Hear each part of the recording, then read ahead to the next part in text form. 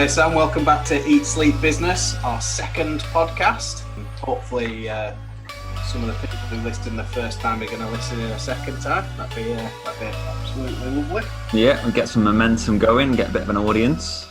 Yeah. So we just pick up where we left off last week. Then obviously we were talking about getting your plan and your strategy together.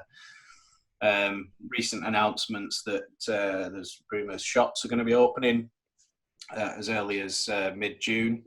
So obviously there's a real push to get the economy going and lots of businesses coming back in great numbers. And so it's going to be even more important not just have your strategy but get your marketing correct. So I think we said we'd have a chat about marketing and things like that, and maybe offer some tips for what businesses can do during this time. So I guess the first thing is have businesses adapted?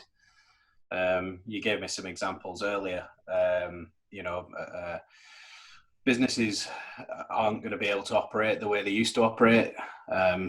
Certainly in things like restaurants and certain shops and things like that. So just throw a few ideas, a few examples of what you've seen businesses do recently. I suppose some of the most impressive changes have been in hospitality. Restaurants obviously completely closed down, looking pretty bleak for them a couple of months ago. And some of them have adapted really quickly and seized the opportunity. So, the ones that are sending out grazing boxes, so the same type of food you would have got in the restaurant, but, it taps massively into the lockdown living and being stuck at home. Obviously a bit of a spin on a traditional takeaways. You've got the home kits. So they're sending out the same type of stuff, but like the raw ingredients, then you can make it at home yourselves. Yeah. And there's some of these things that I think are going to stick around after lockdown. Like they've tapped into a new business model. Yeah, I agree. That I think will be a big opportunity. I think plenty of people are desperate to get back out to bars and restaurants, but there will be so many people that for the foreseeable future, I would imagine, won't want to go and sit in a busy restaurant. I think that's a big opportunity for hospitality, and that's pretty impressive. There's others. There's like farmers markets. So I saw a piece on this recently that obviously the small businesses and producers that rely on farmers markets for their distribution. They've there's one in like a Welsh town, I think, where they've clubbed together to almost set up a little co-op. So you drive out to an industrial estate, and then they've got all these pre-orders that they've put together in boxes, and they put them in your boot, and you've got your locally made gin, your meats, your veg, and all that kind of stuff. And it's obviously the same kind of thing and vibe that you'd get at a farmer's market, but they've just adapted really quickly, set up a nice e-commerce website so you can get the pre-orders in. And I think, again, that's going to set them up. People can't necessarily go to a farmer's market on a Saturday morning, but if you could go and collect your shopping on the way home or something, and they just had a couple of hour slot on a Thursday evening, they could carry this on long into the future. I think it's forced a lot of people to adapt, and obviously it's been pretty tragic for a lot of businesses, but there are some that have really seized the opportunity and adapted, and I think shifted the whole business model potentially for the long term. I agree. I think you hit the nail on the head about new businesses as well, because there are industries now that didn't exist 2 or 3 months ago. And I've seen one example locally to me is a local bar doing cocktail deliveries. So they'd make you a cocktail, they'd put it in a nice bottle, and they'd deliver that round on a Thursday, Friday, and Saturday night. And they were selling out. They couldn't produce more than they were doing, selling out every single time. So these industries that didn't exist before, that now I think they will stick around. I think some of them might have to adapt again a little bit and be almost a halfway house. But it's interesting to see some businesses adapt, others just completely kind of just close and wait to ride it out. I think you're right. I think we're focusing a little bit around hospitality here, but that market has changed, and you're absolutely right to highlight that people aren't going to come back in the troves. There will be a good portion of people that do want to get back into bars and restaurants. I've got to say, I think I'd be a little bit apprehensive just diving straight back into that world of going to the pub, and mixing with potentially hundreds of people all in one go. So I think it will be a slower pickup for them, and they will still have to adapt, even if their initial plan was just to ride it out. At some point, the government support's going to end, and the numbers of people won't be the same as they were before. So there's going to have to be some evolution around how they operate. So yeah, it's interesting. I think it's good to see manufacturers and things adapt. If the what they were making, that if the demand for that product has died, they've had to innovate new products very, very quickly. Obviously, a lot of manufacturers have been able to adapt into manufacturing healthcare products, which is obviously amazing for our current situation, and probably will continue. You've got gin distilleries making hand sanitizer. The demand for hand sanitizer, I don't think will drop. I think we will all use hand sanitizer a hell of a lot more than we used to. So there's a lot of industries where people have been able to adapt. And I'd like to think that every single business has the opportunity to adapt into something that is going to flourish and thrive. So, yeah, I guess the first thing to point is that there's no point marketing something that isn't going to fly because the mood of the country isn't in the right place, or the demand has just disappeared. So I think that's the first and foremost. Before you start your marketing, you need to be sure that there's going to be a demand for what you're providing. So yeah, fair points there. Yeah, that's it. So some have shifted. So yeah, if your business is ready to be marketed, I suppose the next step is then looking at the options for you. And yeah, I mean, if it's not ready, I mean, you really need to pull your finger out, because there's a very clear shift from the government to push people back into work and get businesses going again. Rightly or wrongly, this isn't a political podcast. We're not going to discuss the rights or wrongs. It's just fact that if the government's pushing people to get back to work, they're going to stop any support pretty soonish.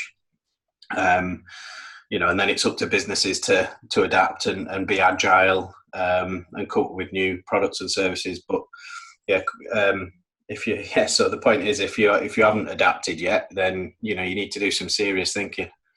Yeah, that's it. So I suppose once those businesses are ready to start marketing, there are a few key areas that I think are pretty clear, and a few key opportunities that you've got to make the most of right now if you're marketing your business. The one that we mentioned last week is paid advertising. So pay-per-click ads is massively down in cost. So we're seeing drops of 30 or 40% in ad costs.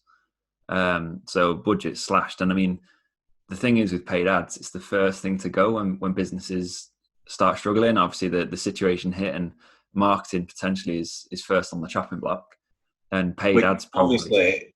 Obviously we have to highlight is the worst thing that you can do as a digital marketing agency. Yeah, and it seems self-serving to say that, but it's obvious. Like it is fact that if you stop marketing your business, then you're only going one way. And in a situation like this, you can only kind of try and push forward positively rather than trying to protect yourself. Yeah, I agree. And there's very, very famous and successful multi-billionaires who always say that, I think it was Bill Gates, he said if he had $1 left to spend, he'd spend it on PR. So obviously the advice from the greats is that marketing is important. So yeah, so ad costs are coming down then. So well, all right, Sam. So if a company hasn't used pay-per-click ads on any of the platforms, let's cover social media and Google, for example, how do they start? Give us a couple of 3 quick fire tips. How can a business get going on this? So I think social media ads are easier to start with than something like Google ads. There is a bit more technical knowledge needed to get started on there. Facebook, LinkedIn, they make it really easy. So You've got ads manager on both of them, campaign manager on LinkedIn. So you log into either of your accounts. You've got your business pages set up, and literally within about 5 clicks, you can have your ad account set up on both of them, and start promoting posts. And obviously, I'm not saying just go in willy-nilly and start throwing money at stuff and just boosting posts for the sake of it. But both of those, particularly Facebook and LinkedIn, are so well targeted. You can target based on job title, interests, groups that they might be members of. So once you've narrowed down who your target audience is, and most businesses will know that already, you can get a nice advert crafted, promoting your website or promoting a recent blog post that you put out. And like I say, within 5 clicks or so, it walks you through step by step. Who do you want to target? How much do you want to spend? How long do you want to run it for? And even if you've never run it before, you run an ad before, you go through these step by step questions, choose your budget and put it for review. And you can be live within minutes. And I'm not saying you have to spend a fortune. It's not hundreds. You can start with a few pounds just to test it and just to go through the process for yourself. Obviously, we're there to help. There's tutorials online. Go on YouTube, and there's a 5-minute tutorial to walk you through it. But it is a simple process to get started and just to test the water, really. Cool. So by the time this podcast goes out, then we'll have a blog online, I guess, of the top tips to get advertising on social media. Of course, yeah. Yeah, easy. We'll get that linked in the comments. I'm sure we've got one. So if you're listening to this, you need to go to www. Does anybody do the W's anymore? I don't think they do they? Anyway, either include the W's or don't. They both will work. 24marketing.co.uk, and just jump onto the blog there, and I'm sure you'll find the post how to get started on social media advertising. So cool. So pay-per-click costs are coming down, so it seems like a reasonable thing to push out there, because I guess especially if you know that there's a demand for your service, people aren't going to stop searching for it. People aren't going to stop clicking on your ads. So despite the cost coming down, that sounds good. So Google Ads, a little bit more complex, you mentioned. Yeah, so I'm not going to say just go and crack on with Google Ads straight away. You need to do a bit of learning around that. But there are opportunities now, if staff are furloughed or if your business is quiet, then make the most of it. Sign up to a course to learn about Google Ads and spend a couple of days kind of getting up to speed with it, and just start testing the waters on that too. I wouldn't say just whack £100 on it or anything like that, because it will burn through your money quite quickly. But again, the costs are low. There's an opportunity with a lot of people having more time, upskill, and set yourself up for the future, that you've got some productive PPC campaigns that are just generating leads in the background. Cool. And like you said, there's loads of Google resources and stuff to get you up to speed on some of that stuff. Yeah. So beyond, where else can businesses go? I think you've got to consider your tone of voice as well. I've mentioned this in the East Lancs Chamber talk I did a few weeks ago. Your tone of voice has to shift. It has to be a bit more sympathetic, a bit more empathetic.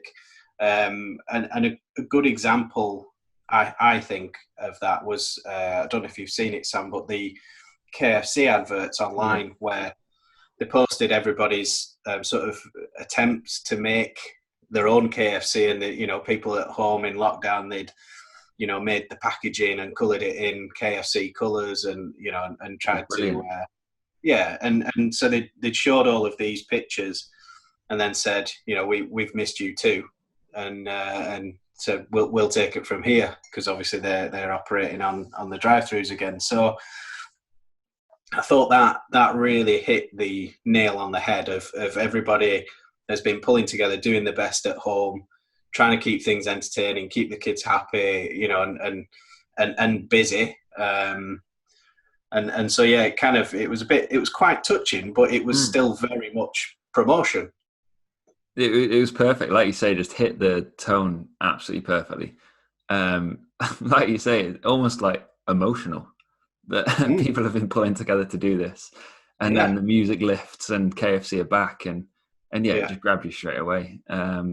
and really easy for them to make, I'm sure, because it was just a load of user generated content. Yeah, cost effective wise, I mean, the cost to produce that would have been very minimal. And getting it on TV, all the social ads, the costs have dropped massively. Anyone can get a TV ad out there at the minute by the looks of it. Because costs have dropped so much. So yeah, I mean, they've really made the most of that, and I'm sure there'll be queues around the corner for the drive-through now. Yeah, oh, absolutely. I think they really nailed it. So that that tone of voice is really quite important across the board. Kind of in your ads on your website. It's all got to flow quite nicely. Yeah, again, it's that whole message of make sure you've adapted. Don't just try and push the same old message.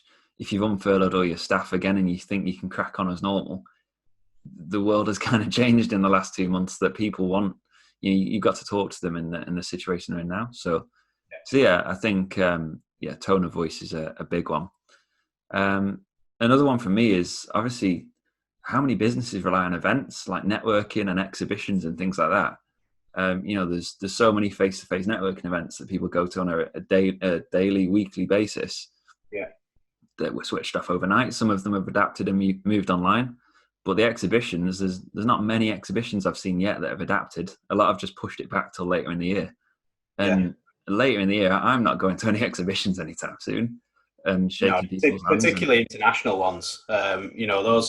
There's obviously for smaller businesses, there's exhibitions and it tends to just be UK based. But for the larger businesses that deal in international, whether it's import or export, and you've got people from all over the world coming to these exhibitions, I can't see that happening for the rest of the year and probably early next year as well. And so if you relied on that as a form of generating business sales, leads, purchasing even, then you're going to have to find new ways to do that. I have seen a couple of attempts of online exhibitions. I'm yet to make a decision on whether that's going to be effective or not. I'm not quite sure how you can pull that off, but you could potentially do it with maps and 3D walkthroughs, and you could have people actually design a digital exhibition. And you could experience it VR wise. Look, I'm giving business ideas here. So anybody in the world of VR right now, any tech companies who can do that, then we could do it ourselves. Actually, Sam, I shouldn't be saying this. Yeah, but yeah, squeeze it in. So virtual exhibitions could become a thing, but there needs to be a demand for it. So I think it's looking at the value from that as well. Like, do people want to go to would you go to a full day exhibition if you didn't need to? Obviously, you want to get that content and you want to meet those people potentially, but are there other ways to do it? And we've seen, clients that would normally be doing talks at exhibitions and presentations to clients and stuff. They've shifted to webinars and they're doing them independently or in association with a trade body. So the same kind of person that would sponsor that exhibition is now promoting their content online and sharing the webinars. So they're doing independent stuff where they're just taking it into their own hands. They've got, an expert sharing some advice that people can tune in and listen to. And I suppose it's similar to what we're doing with the podcast. It's different ways of distributing the same content at the end of the day. I think you're right. And I think the exhibition world will probably be more drip feed. And it will be up to individual companies to put the content out there. And there will be demand for it. If there was an audience at your talk at the exhibition, then there's a potential audience that's 10 times bigger who would tune in online. I've listened to and watched a whole host of webinars recently in the tech world, in the world of IoT, and the frequency of them landing in my inbox has increased, and it's been great. I've learnt loads, from that, and I've connected with people in the same way that I would do exchanging a business card in an exhibition. So yeah, interesting. Yeah, I think that's a really good point. If you were reliant on physical events, then that has to change. I have seen a lot of networking events adapt. I've seen the BNIs, the 4Ns, the more local ones to us as well have managed to adapt and put some online stuff. The Chamber's been impressive. locally to us, our chamber's been very proactive on the events and the talks. They've had some really good speakers. And I think obviously the attendance of those is much higher, obviously because of the situation, people have got more time, but also the flexibility that people can slot an hour into the diary much easier than they can slot an hour plus 2 hours of travel and the bit after and stuff like that. It's so much easier to get these events and webinars into your diary now. I agree. I think there's been, particularly for our business, we've made loads of efficiencies. So our costs of travel has absolutely slashed. We're not paying anybody mileage anymore because nobody's going anywhere. And the time saved, like you've got 8 hours a day or however long you spend at your desk of productive time, not 4 or 5 hours, and then the rest of it is travel. So you don't realize how inefficient travel is, because it's not like, say, that you've got the travel time, but then you've got the 15 minutes grabbing all your stuff, shutting down your laptop, throwing it in its bag. And then you've got the same on the other end, the 15 minutes, get your stuff out of the bag, look at your notes, copy it into your, whatever. So you're adding, so much time, and the distractions, and then, you're unpacking your laptop, you've bloody forgotten a wire somewhere. We've made so many efficiencies in working from home. I think, did I mention it? I might have mentioned it on the last podcast that, we've made that decision to work from home for the rest of the year. Because we found efficiencies. We did a vote, didn't we, with our team that, asked what people wanted to do. And it was, ultimately when we make the call, and it very much was a mixture of home and office work. So we will reopen our office, but it'll probably be in a different guise, in a different location, with more probably flexible working space than we've got. Fixed desks. There will be a need for a certain number of them, but I'm not convinced that the way of the office world will ever go back to what it was. Certainly won't be rammed in like in chicken coops like we used to be. We'll have to avoid that now.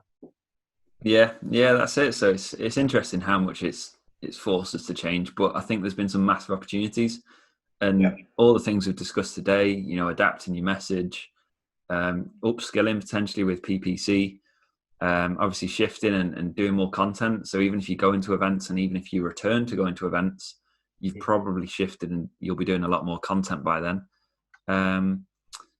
So yeah, I think there's so much to learn from this, and obviously it's a pretty catastrophic and tragic situation we're in, but there's some massive opportunities and areas for improvement that I think, we've got to see the positive side of it. I think will be great for the future.